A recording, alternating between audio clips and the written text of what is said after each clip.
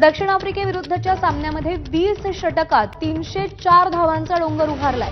कसोटी दर्जा प्राप्त संघातील सामन्यामध्ये पहिल्यांदाच 300 धावांची मजल मारली गेली आहे। सलामीवीर फिल सॉल्टनं 60 चेंडूमध्ये नाबाद 141 धावा केल्यात। फिल सॉल्टनं 15 चौकार आणि 8 षटकार ठोकलेत। जोस बटलरनंही झंझावात दाखवलाय। 30 चेंडूमध्ये 80 धावा कुठल्यात। बटलरनं 8 चौकार आणि 7 षटकार ठोकलेले आहेत। दक्षिण आफ्रिकेला 158 धावांमध्ये गुंडाळत इंग्लंडनं 146 धावांनी विजय प्राप्त केलाय।